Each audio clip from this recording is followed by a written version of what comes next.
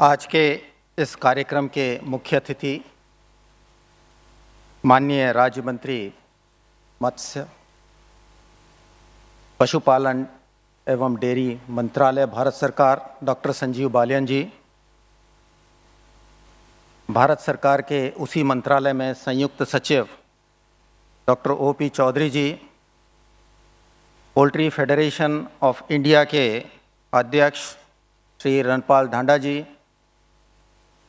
Working group के chairman Shri Ramesh Chand Khatri ji, सचिव Shri Raveen ji, vice president Shri Sanjeev Gupta ji, Ricky Thapar ji, doctor Devendra Hooda, विभिन्न ऑर्गेनाइजेशंस को रिप्रेजेंट करते हुए विभिन्न फेडरेशंस के अध्यक्ष, किसान भाइयों, indeed it's a matter of great pleasure that today Dr. Sanjeev Balian, he is here with us to listen to us, to assess a situation of poultry industry in the country, to see for our problems and to guide us the way forward. ज़्यादातर भाई लोग हमारे उत्तरी क्षेत्र से आए हुए हैं, तो कुछ बातें मैं हिंदी में रखने का प्रयास करूंगा। विगत दिनों में माननीय मंत्री जी ने हमारी नेशनल एडवाइजरी कमेटी की मीटिंग ली थी और मीटिंग में अत्यंत मुखरता के साथ कहा था कि ये एडवाइजरी कमेटी मैंने इसलिए बनाई है कि आप लोग जनहित की बात करें, देश हित की बात करें, समाज के कल्याण की बात करें, ना कि इंडिविजुअल समस्याओं को लेकर के आप इस समिति में डिस्कशंस को रखें। माननीय मंत्री जी, हम लोगों के यहाँ खासकर कुक्कुट का जो क्षेत्र है, फार्मिंग के लेवल से इंडस्ट्री के लेवल तक पहुंच गया है। हमेशा हम कहते हैं कि यह असंगठित क्षेत्र था जो संगठित होने का प्रयास कर रहा है। ऑफ एंड ऑन लोग अपनी समस्याएं लेके आपके पास आते रहते हैं और वो समस्याएं होती हैं सिर्फ या तो मेज या सोया, emerging and re emerging diseases, import export. But जो हमारी ग्रास रूट लेवल की समस्या है, उस समस्या पे अभी भी विचार किया जाना बाकी है। हालांकि एक दशक में इस सरकार के आने के बाद सरकार ने बहुत अच्छे तरीके से इस बात का प्रयास किया है कि सारे क्षेत्र संगठित हों और संगठित करने के लिए जिन भी चीज़ों की आवश्यकता हो, उन चीज़ों को तत्परता से सरकार अपने स्तर से निपटाने का प्रयास करती है। माननीय प्रधानमंत्री जी के निर्देशों के अनुरूप भी स्किल डेवलपमेंट का प्रोग्राम बहुत अच्छे से चल रहा है। माननीय मंत्री जी, जैसा कि अन्य क्षेत्र में, एक एग्जाम्पल मैं आपको दूं, इंजीनियरिंग का क्षेत्र है। इंजीनियरिंग के क्षेत्र में सुपरिंटेंडेंट इंजीनियर हो जाता है, असिस्टेंट इंजीनियर हो जाता है, उसको आवश्यकता होती है डिप्लोमा होल्डर्स की। वो डिप्लोमा होल्डर्स फिर नीचे फिटर्स को, मैकेनिक्स को, बाकी सारे लोगों को कंट्रोल करते हैं, उनको दिशा निर्देश देते हैं और एक संगठित रूप से अपने उद्योग को आगे ले जाने का प्रयास करते हैं। Perhaps we are missing this factor in the poultry industry, जहां हमारे पास स्किल्ड लोगों के नाम पे वेटरनेरियंस हैं और कुछ सुपरवाइजरी स्टाफ, पर नीचे का जो हमारा तबका है, चाहे वो सुपरवाइजरी स्टाफ का हो, मैनेजरियल स्टाफ का हो या हमारा स्किल्ड लेबर का हो, still we have to work on it. और किसी भी क्षेत्र में इन सारी चीज़ों को एसेस करने के लिए, इनका रिव्यू करने के लिए आवश्यकता होती है कि हम देखें कि पहले हमारे क्षेत्र की उपलब्धियां क्या हैं, हमारे देश की विविधता क्या है। और मैं कोशिश करूंगा कि संक्षिप्त रूप से 5 या 10 मिनट में मैं आपके समक्ष इन चीज़ों को रखने का प्रयास करूंगा, ताकि आने वाले समय में हम इस क्षेत्र को संगठित और अधिक संगठित कर सकें, ताकि इसी इनपुट के साथ हम लोगों की एफिशिएंसी बढ़ सके। एफिशिएंसी बढ़ने के साथ साथ हम लोगों का जो मार्जिन ऑफ प्रॉफिट होगा वो आवश्यक रूप से बढ़ेगा और उसके साथ न केवल नए युवकों को नए रोजगार उपलब्ध होंगे, बल्कि आने वाले समय में आत्मनिर्भरता भी हमको देखने को मिलेगी।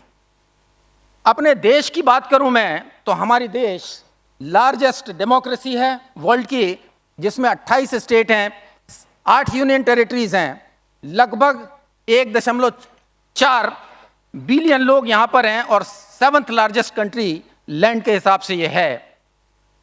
सबसे महत्वपूर्ण बात है कि हमारे देश की लगभग 37% पॉपुलेशन जो है वो 25 से 49 साल के बीच में है और कार्य करने के लिए हमारे देश में उपलब्ध है। हमारा देश विश्व की 5वीं सबसे बड़ी इकोनॉमी है और हमारे देश में विभिन्न लैंग्वेजेस हैं, लगभग 23 ऑफिशियल लैंग्वेज हैं और जो हमारे देश में अलग अलग समय पे लोग अलग अलग दिशाओं पे बातें करते हैं। लाइव स्टॉक सेक्टर की बात करूं, क्योंकि चूंकि हम यहाँ पे ट्रेंड मैन पावर की बात कर रहे हैं तो एक बार अपने सेक्टर को एनालाइज करना भी जरूरी है। हम कहाँ हैं, कैसे हैं, कितनी चीज़ों की आवश्यकता है और आने वाले समय में हमको किन किन चीज़ों पर ध्यान रखना होगा। इंडिया अभी जो हमारे देश में दूध का प्रोडक्शन है वो लगभग 221 मिलियन मैट्रिक टन है, विश्व में हमारा पहला स्थान है। फिश के प्रोडक्शन में विश्व में हम दूसरे स्थान पर हैं, लगभग 15 मिलियन मैट्रिक टन का प्रोडक्शन प्रतिवर्ष है हमारा।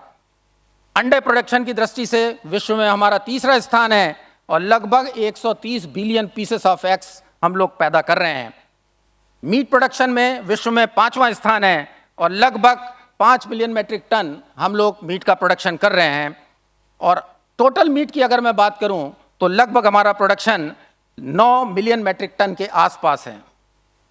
उपलब्धता की बात अगर हम करें तो पर कैपिटा अवेलेबिलिटी जो दूध की है वो हमारी 444 ग्राम प्रति व्यक्ति प्रति वर्ष है, जो वर्ल्ड के एवरेज से कहीं ज़्यादा है। ये हम सभी लोगों के लिए हर्ष का और गौरव का भी विषय है।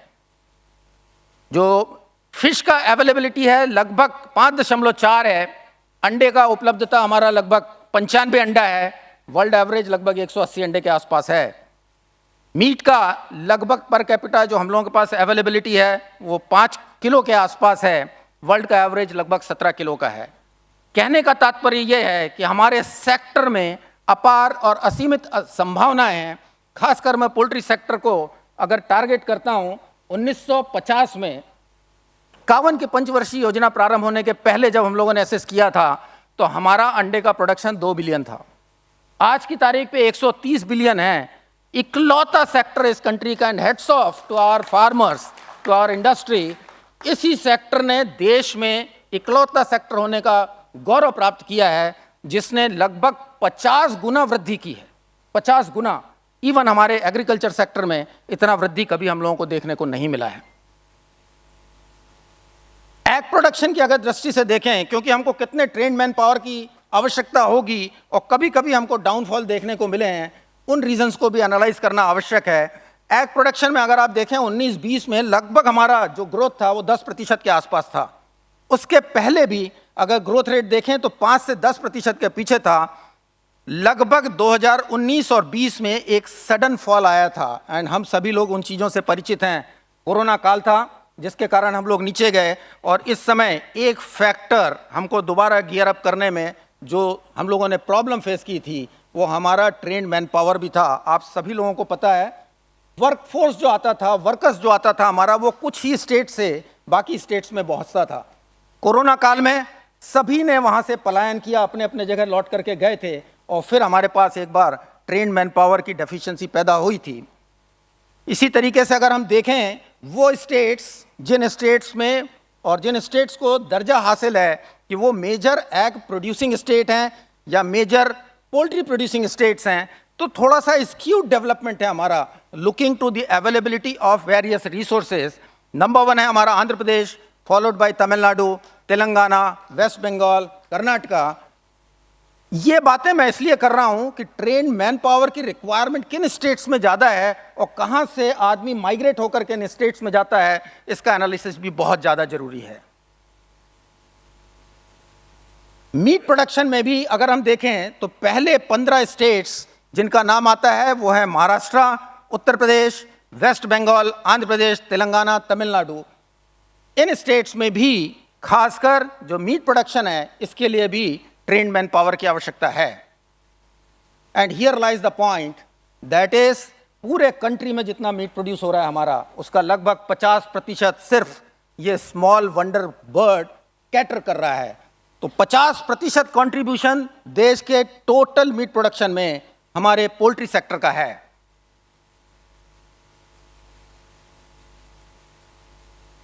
नाउ 10 मेजर जो पोल्ट्री मीट प्रोड्यूसिंग स्टेट्स हैं, उसमें महाराष्ट्र, वेस्ट बंगाल, हरियाणा, आंध्र प्रदेश, तमिलनाडु, तेलंगाना, उत्तर प्रदेश, कर्नाटका, केरल और पंजाब का भी नाम पहले 10 में फिगर आउट हुआ है। Now look to this, Elon Musk का कहना है skill development is the key to unlocking human potential and achieving greatness, and this is what we need to understand today with reference to the poultry sector. बिना skill development के efficiency को 100% पर ले जाना बहुत कठिन और कभी कभी तो दुष्कर कार्य है।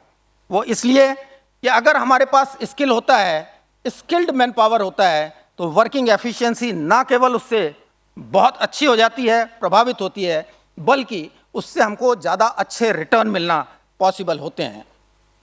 माननीय प्रधानमंत्री जी ने भी skilling is building a better India slogan देते हुए कहा था, if we have to move India towards development then skill development should be our mission, and now we need to inculcate this mission in our poultry sector.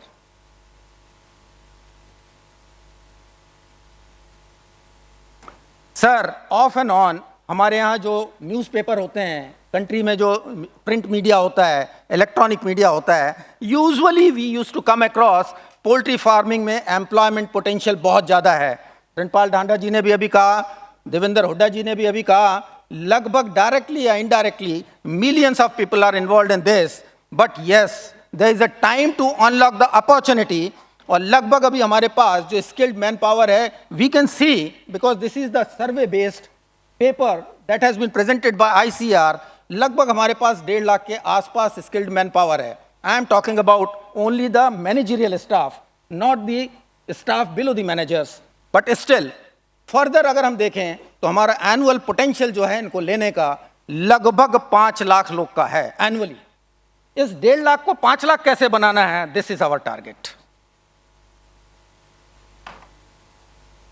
Now, here I would like to show you the clusters where poultry is working.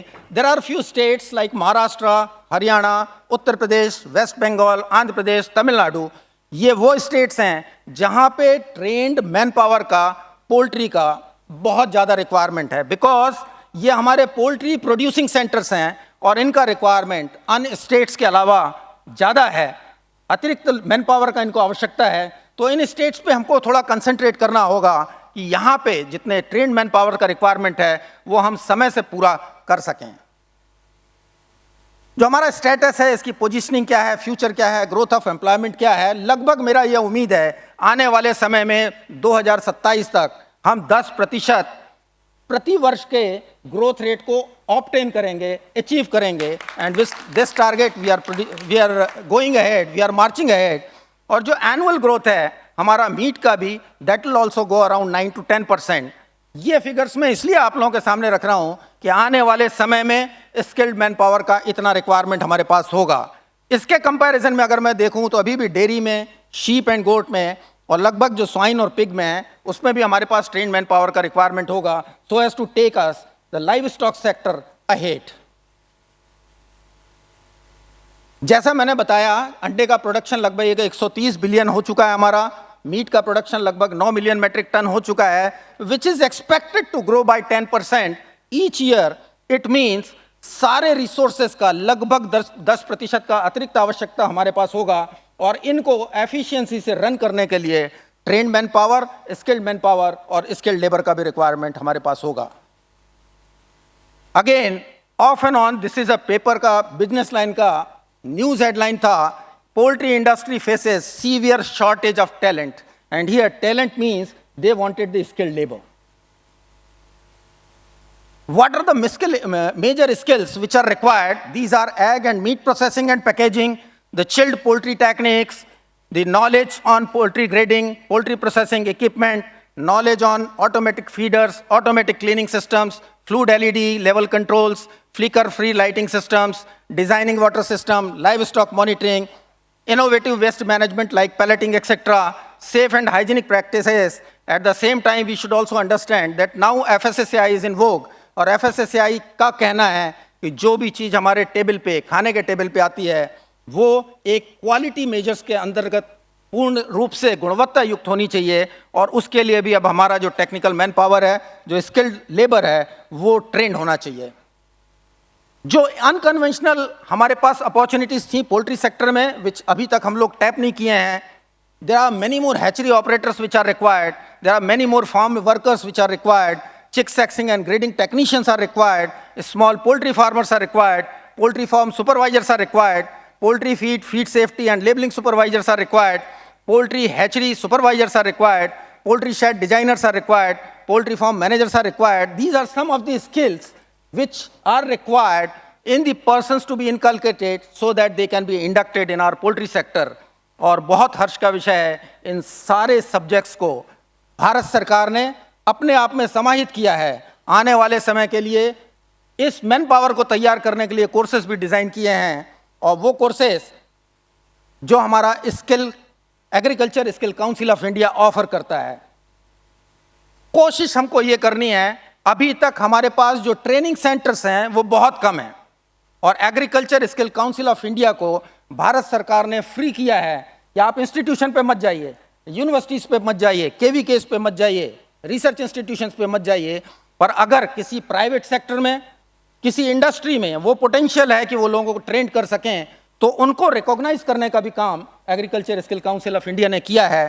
तो दोस्तों, आवश्यकता है, हमारे पास अगर establishment है, हमारे पास वो potential है, हमारे पास वो सारे साधन हैं कि हम आने वाले समय में प्रशिक्षित लोगों की एक फौज तैयार कर सकें, तो हम सभी को आपस में हाथ एक दूसरे से मिलाने चाहिए, इन ट्रेंड मैन पावर को तैयार करना चाहिए, जिससे आने वाले समय में सम्मिलित प्रयासों के रूप में हमारे पोल्ट्री इंडस्ट्री को ट्रेंड मैन पावर मिल सके।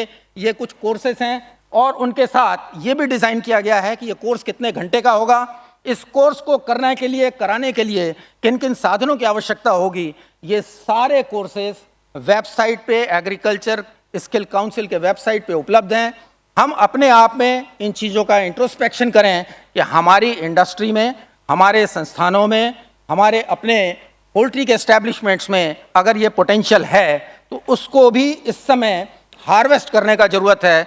भारत सरकार के सम्मिलित प्रयासों में अपने आप की भी आहुति देने का समय है, ताकि आने वाले समय में हम अपने लोगों को ज़्यादा अच्छे से तैयार कर सकें। Now summarising this, way forward क्या है हमारा। अभी जो इंडिया है, इंडिया में अभी मैंने कहा कि हमारा जो मीडियन एज है वर्क फोर्स का, वो 28 साल है, और लगभग ये 28 साल के 35% लोग हमारे देश में उपलब्ध हैं, जो रोजगार या रोजगार परक चीज़ों की, व्यवसायों की खोज में लगे हुए हैं या उन चीज़ों को अपनाना चाहते हैं।